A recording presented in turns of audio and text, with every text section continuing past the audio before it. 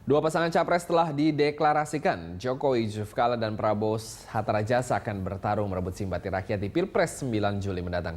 Masing-masing pasangan punya kelebihan di mata rakyat. Jokowi JK dianggap pasangan yang merakyat, tidak berjarak dengan kerap bertemu langsung dengan masyarakat. Sedangkan Prabowo Hatta disebut merepresentasikan ketegasan dalam mengambil sikap.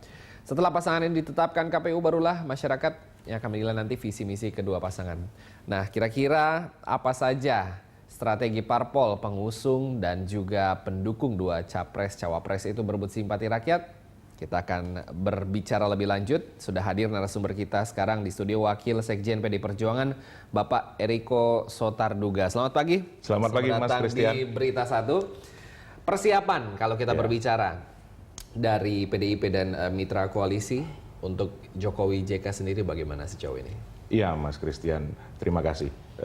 Sebenarnya kalau kita melihat bahwa dari mulai pemilu legislatif, kan ini kan partai-partai kan bertarung, begitu juga calon-calon legislatif. Jadi memang kita bersyukur hal ini mengakibatkan mesin partai kita masih panas, masih hangat. Dan ini siap untuk digerakkan kembali. Tapi ada satu hal, Mas Christian, walaupun kami meyakini di PDI Perjuangan, seluruh yang memilih PDI Perjuangan pasti akan memilih Pak Jokowi. Tetapi kalau kita melihat hasil survei antara pemilih partai dengan pemilih calon presiden itu tidak linier. Antara persepsi elit dengan persepsi publik masyarakat itu suatu hal yang berbeda. Jadi tidak ada satu jaminan bahwa kalau didukung dengan katakan kerjasama atau koalisi yang besar pasti seperti itu juga suaranya. Dan bahkan kita melihat dari hasil survei terakhir masih 40% lebih masyarakat belum menentukan pilihannya. Inilah yang disebut swing voter. Nah, untuk itu kami tentunya mempunyai strategi tersendiri untuk merebut suara-suara dari swing voter atau suara-suara masyarakat yang belum menentukan pilihan ini.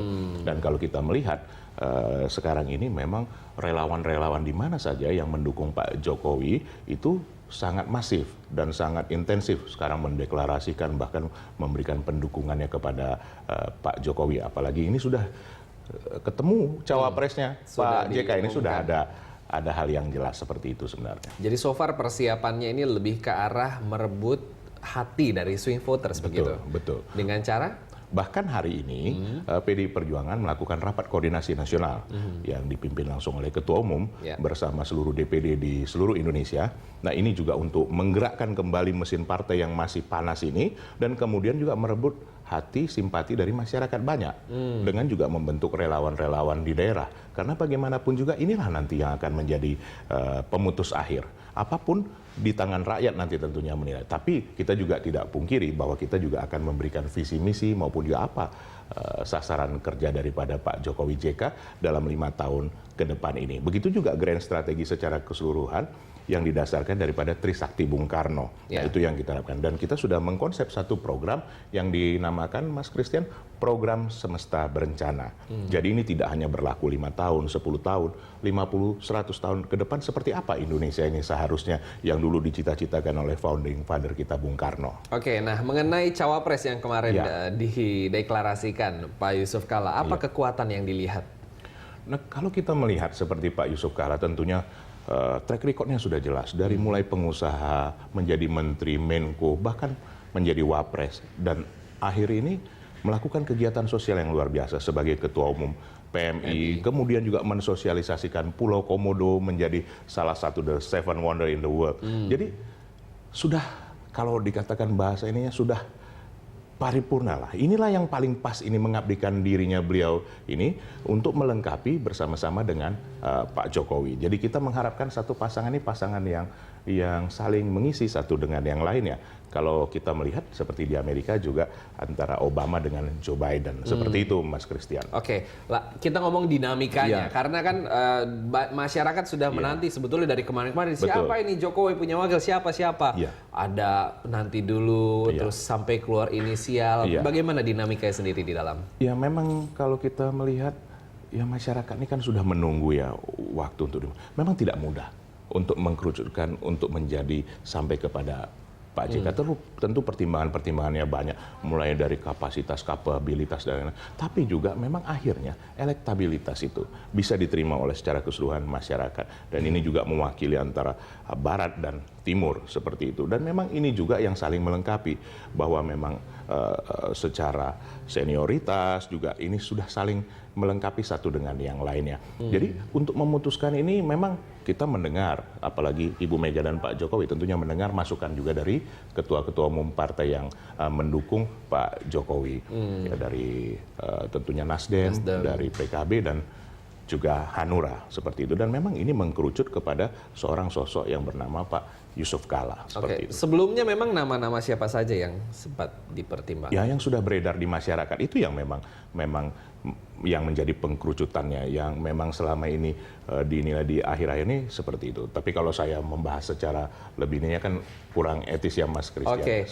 baik. Nah, kita juga ada penentuan soal hasil survei terakhir. Ya. Ada beberapa yang menentukan bahwa setelah Prabowo mendeklarasikan, lalu juga ada koalisi partai dan lain-lain. Survei menentukan bahwa Prabowo naik elektabilitasnya, sedangkan Jokowi turun. Bagaimana Anda melihat ini? Karena memang kita menyadari sepenuhnya, sekali lagi seperti tadi saya sampaikan, antara persepsi publik dan persepsi elit ini hal yang berbeda. Ya memang ada semakin mendekati antara perbedaan antara kedua calon ini. Tetapi dengan masuknya calon wakil presiden ini kan di sini nanti yang akan kita harapkan untuk juga memboost atau untuk katakan mendrive menjadi lebih baik. Dan kedua, setelah ini kan tentunya program visi misi yang tadi saya sampaikan itu akan diberikan kepada masyarakat. Nah, di sini nanti yang menjadi proses dinamikanya akan lebih kencang nanti tentunya menuju ke 9 Juli ini. Dan kita harapkan ini yang memang nanti bisa membuat ini menjadi naik kembali dan bisa memenangkan. Tapi satu hal Mas Christian yang sungguh kita sangat harapkan sebenarnya, bahwa pemilu ini bisa satu putaran seperti saat ini yang akan terjadi nantinya. Dan inilah yang ditunggu oleh masyarakat. Masyarakat juga ingin melihat siapa pemimpinnya dalam waktu yang tidak terlalu lama. Dan ada satu kepastian untuk pembangunan Indonesia yang berkelanjutan ke depan ini. Ya, nah setelah kemarin JK dideklarasikan sebagai cawapres Pak Jokowi seperti itu, ada satu kekhawatiran bahwa bisa jadi kondisi kesehatan dan lain-lain. Bagaimana kita menyikapinya? Ya tentunya hari ini kan diadakan pemeriksaan kesehatan dan kami meyakini kedua calon kami nih, calon presiden dan calon wakil presiden ini mempunyai kesehatan yang baik. Kalau selama ini kita melihat Pak Jokowi dengan turun langsung belusukan, begitu juga Pak Yusuf Kalla tidak pernah ada berhentinya keliling di seluruh Indonesia, kami melihat kesehatannya sampai saat ini kami melihat langsung sangat prima. Nah, hanya tinggal besok hari ini kita lihatlah hasil pemeriksaan kesehatan dia dalam beberapa waktu ke depan kan akan diumumkan. Oke, baik. Nah, berkaitan juga dengan tim pemenangan tadi yang seperti Anda bilang bahwa dibentuk banyak relawan di sebelah sana, banyak relawan di sebelah sini. Apakah ini ada kaitannya juga dengan yang tadi bilang mesin partai seperti itu atau bagaimana? Kan ini semua saling melengkapi. Artinya kita melihat bahwa masyarakat ingin melakukan pendukungan secara langsung. Nah, ini juga harus kita rangkul.